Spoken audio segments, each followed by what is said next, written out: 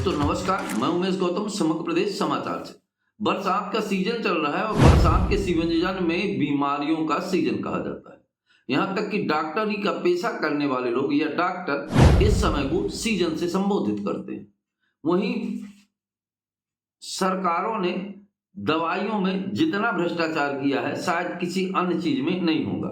जहां सरकारों ने दवाइयों में जर्निक की पैदावारी की, वहीं जर्निक के नाम पे लोगों को एक तो गलत दवाइयां दी जा रही हैं और ऊंचे दामों पे दी जा रही हैं।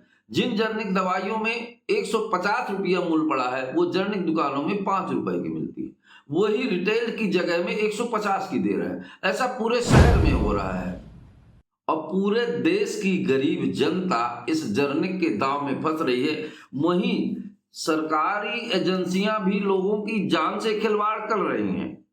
अभी वर्तमान में ही मध्य प्रदेश सरकार की कुछ दवाइयों के सैंपल अमानक पाए गए, जो सरकारी हॉस्पिटलों के लिए उन्हीं कंपनियों से दवाई ली जाती थी।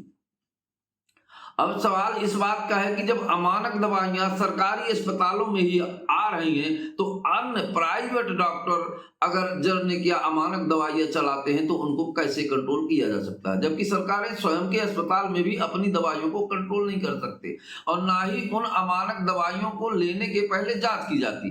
भ्रष्टाचार का आलम यह है कि आदमी के जीवन के साथ खिलवाड़ करने में राजनीतिक और भ्रष्टाचारी बिल्कुल भी परहेज नहीं करते।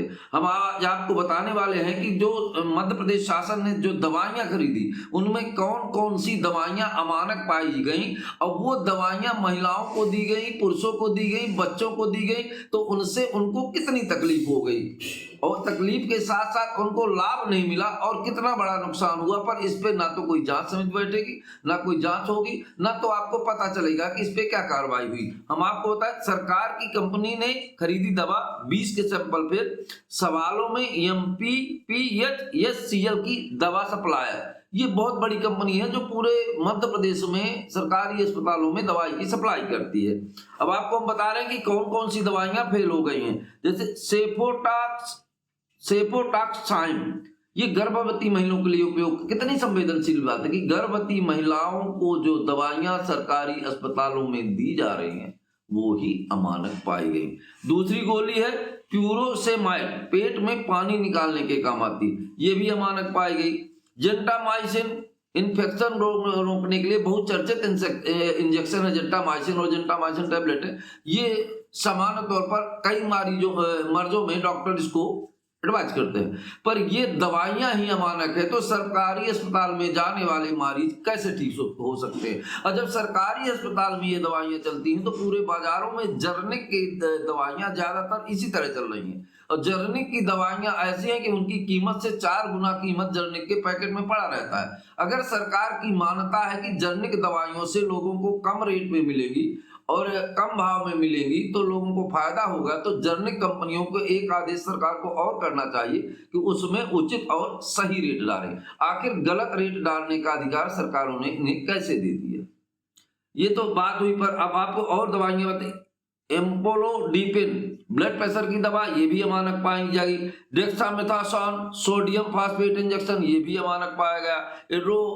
एड्रेनालाइन, ये भी अमानक पाया गया। ये हार्ट अटैक से ये इंजेक्शन आपको बता दें, एड्रेनालाइन, ये हार्ट अटैक से संबंधित बीमारियों में काम आता है, ये भी अमानक पाया गया।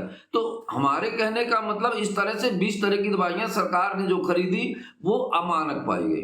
तो 20 तरह की इन दवाइयों में ये समझ लीजिए कि ज्यादातर जो सामान्य मर्जों में दवाइयां लगती हैं, ज्यादा मात्रा में लगती हैं, वो सारी की दवाइयां अमानक पाई गई। ये कितना बड़ा देश का दुर्भाग्य कि मनुष्य के जीवन के साथ खिलवाड़ करने में भी भ्रष्टाचारियों को कोई संकोच नहीं होता और सरकारें कहती हैं कि ना तो मैं भ्रष्टाचार करूंगा ना करने दूंगा, पर दवाइयों जैसे संवेदनशील चीज में जो मनुष्य के जीवन से संबंधित है उसमें भ्रष्टाचार निहायत ही दुर्भाग्यपूर्ण और दुर्दशा को दर्शाता है। इसलिए सरकारों को एक रूल्स रखना चाहिए कि जर्निक दवाइयों में उचित रेट ही रखा जाए, उसका एक मानक हो, एक मापदंड हो। ऐसा नहीं कि जिसे जो मन पड़े वो रेट रखते रहे।